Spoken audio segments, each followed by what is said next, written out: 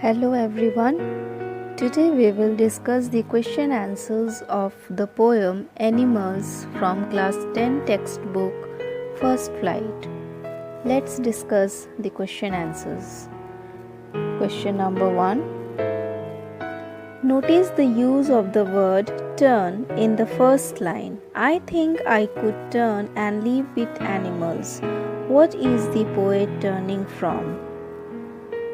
इस क्वेश्चन में, इस लाइन में I think I could turn and live with animals में टर्न वर्ड को नोटिस कीजिए कि ये पोएट क्या चीज़ से टर्न हो रहे हैं. Answer: in this line the poet is turning from being a human being to an animal. इस पंक्ति में कवि कहते हैं कि वह एक ह्यूमन बीइंग से एक एनिमल में टर्न होना चाहते हैं. He thinks so because unlike humans, animals appear peaceful, self-sufficient and self-contained. He feels more comfortable with animals rather than his fellow human beings. कवि ऐसा इसलिए सोचते हैं कि मनुष्य जो है वो पीसफुल अब नहीं रहा, न सेल्फ सफिशिएंट है न सेल्फ कंटेंट है, पर एनिमल्स हैं. वो मनुष्य की तरह हमेशा रोते नहीं रहते हैं और वो असंतुष्ट नहीं रहते हैं, वह संतुष्ट है. He feels more comfortable with animals rather than his fellow human beings. कवि जो हैं वो एनिमल्स के साथ ज़्यादा कंफर्टेबल महसूस करते हैं इंसान के साथ रहने से ज़्यादा. यानी कविता में कवि एनिमल्स बनकर एनिमल्स के साथ रहना चाहते हैं, ह्यूमन बींग्स के साथ नहीं. Question number 2. Mention 3 things that humans do and animals don't. 3 चीज़ें बताइए जो ह्यूमंस करते हैं और एनिमल्स नहीं करते. Answer: number 1. Humans always complain about their condition whereas animals are satisfied with their condition. Humans हमेशा अपनी स्थिति परिस्थिति को लेकर शिकायत करते रहते हैं जबकि एनिमल्स अपने स्थिति को लेकर संतुष्ट हैं. Number 2. Humans sweep over their sins whole night whereas animals enjoy sound sleep. Human क्योंकि पाप करते हैं, गलतियां करते हैं, इसलिए रात भर सो नहीं पाते और अपनी गलतियों पर रोते रहते हैं, जबकि एनिमल्स रात में भी साउंड स्लीप एंजॉय करते हैं क्योंकि वो कोई पाप पर या गलती पर पछताते नहीं हैं. Number 3. Humans pretend faith and duty to God which makes the poet sick whereas animals do not worry about praying to God as they never suffer from any sense of sin.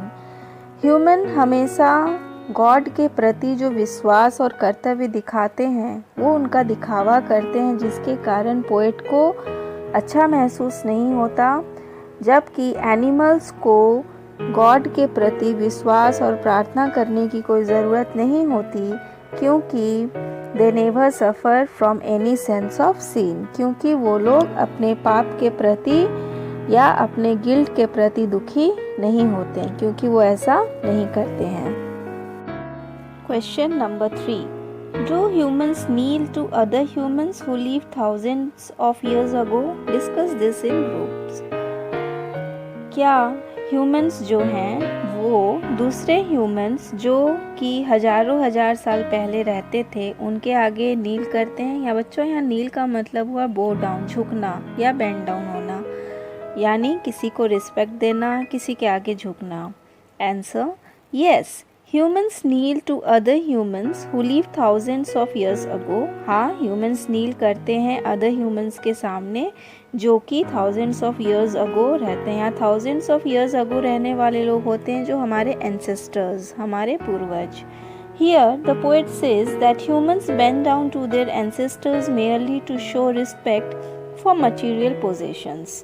यहाँ कवि का कहने का मतलब है कि humans इतने मतलबी हैं कि वो एंसेस्टर्स के आगे झुकते हैं, रिस्पेक्ट दिखाते हैं सिर्फ मटेरियल पोजेशंस, यानी कि जो वर्ल्डली पोजेशंस हैं उनको अपना अधिकार लेने के लिए, अपना स्वार्थ देखने के लिए वो लोग ऐसा करते हैं. Animals do not show any such respect or bow down to other animals. पर एनिमल्स ऐसा नहीं करते, वो ना ही दूसरे एनिमल्स के सामने झुकते हैं और ना ही रिस्पेक्ट दिखाते हैं. There is no question of respect or insult among them since all are equal. उन लोगों में ऐसा नहीं है क्योंकि वो लोग सभी इक्वल होते हैं और उनको कोई मटेरियल पोजीशन का लालच नहीं होता. Next question. What are the tokens that the poet says he may have dropped long ago and which the animals have kept for him? Discuss this in class. The tokens that the poet says are the virtues and values which humans had a long time ago.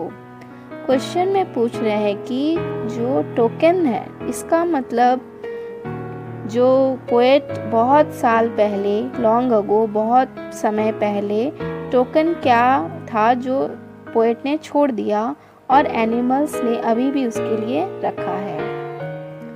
तो जो tokens है बच्चों, यहाँ पे tokens का मतलब हुआ virtues and values, good qualities which the human beings possess long time ago, which humans had a long time ago. यहाँ कवि कहते हैं कि ह्यूमन जो मनुष्य हैं उनके पास गुड क्वालिटीज़ थी, वर्च्यूज थे, वैल्यूज़ थे.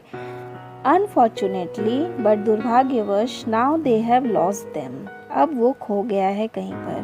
But animals still retain such tokens of love and affection in their possession. लेकिन एनिमल्स अभी भी लव, अफेक्शन और सच वैल्यूज़ अपने पास रखते हैं. उन्होंने अभी भी अपने वैल्यूज़ को खोया नहीं है. So these are the questions of animals poem. Some questions should be discussed in class in group. I hope you have understood all the question answers. Note down in your copy which may help in your exam. Thank you and take care.